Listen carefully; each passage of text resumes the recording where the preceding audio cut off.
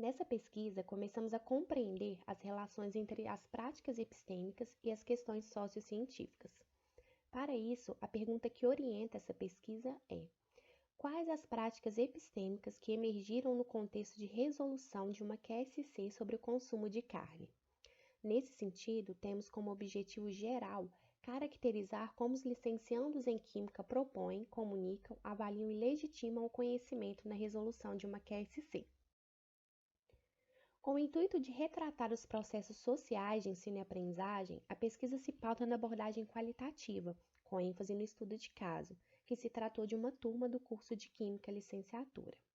Então, foi desenvolvida e aplicada uma sequência didática sobre o consumo de carne na disciplina de Práticas de Ensino de Química 3 do curso de Química Licenciatura da UFOP. Como a sequência didática envolve um conjunto de atividades e aulas, e que nesse caso foram 10 atividades, nessa pesquisa, em função da ênfase na questão da dimensão atitudinal do conhecimento, ou seja, com foco na ética e na moral, analisamos apenas a atividade Conflitos Éticos e Morais à Mesa, que continha 5 questões norteadoras que deveriam ser discutidas entre os licenciandos. Para observar as interações discursivas entre os licenciandos e entre os licenciandos e a professora, foram feitos registros em áudios e vídeos. Além disso, para preservar a identidade desses alunos, foram utilizados nomes fictícios. Para a obtenção dos dados, optamos por trabalhar com episódio. Então, selecionamos o episódio no qual os alunos enfrentaram de forma coletiva o problema, se deveriam ou não parar de comer carne, e usamos como critério de análise as práticas epistêmicas propostas pela literatura, na qual nos baseamos em Kelly e Licona 2018, e as práticas que aquela comunidade elegeu como importante para chegar à conclusão do que conta como conhecimento para ela. Esse episódio foi dividido em cenas, sendo que cada cena representava as práticas epistêmicas em determinada interação. A partir disso, elaboramos um quadro com as práticas epistêmicas e suas descrições pensadas a priori, ou seja, que emergiram na sala de aula, mas foram baseadas em Kelly e Licona 2018. Por exemplo, a prática de refutar, que é quando o aluno apresenta um argumento com o objetivo de colocar em xeque um ponto de vista, ou a prática de avaliar linhas de raciocínio, que é quando, na discussão da questão sociocientífica, ocorre a complementação de uma linha de raciocínio, que consideramos como um pensamento regulado e baseado em inferências em busca da justificação de crenças e pontos de vista. Também foram descritas as práticas epistêmicas pensadas a posteriori, ou seja, que emergiram dos dados e que consideramos que fizeram sentido para os licenciandos em seus processos justificatórios. Por exemplo, a prática de problematizar, quando o aluno coloca perguntas com a intenção de avaliar ou revisar uma ideia do colega, ou a prática de oposição de pontos de vista, por exemplo, que é quando há pontos de vista opostos na discussão da QSC, sendo que ainda não se chegou a um consenso. Para mostrar quais as práticas epistêmicas emergiram nesse contexto de QSC, vamos apresentar uma cena para ilustrar como foi realizada a análise. Nessa cena em questão, emergiram 4 práticas epistêmicas: oposição de pontos de vista, construir explicação com base na ética e na moral, avaliar linhas de raciocínio e refutar. Nesse momento da socialização sobre a atividade, conflitos éticos e morais à mesa, a professora solicitou aos licenciandos que respondessem a 2 questões da atividade que estavam interligadas. A primeira questão questionava: carne realmente faz mal? Deveríamos parar de comer carne? Por quê? E a segunda: quais as tendências de consideração moral, antropocentrismo, biocentrismo e ecocentrismo você levou em consideração para seu posicionamento? No turno 7 dessa cena, a licencianda Renata inicia a socialização das respostas.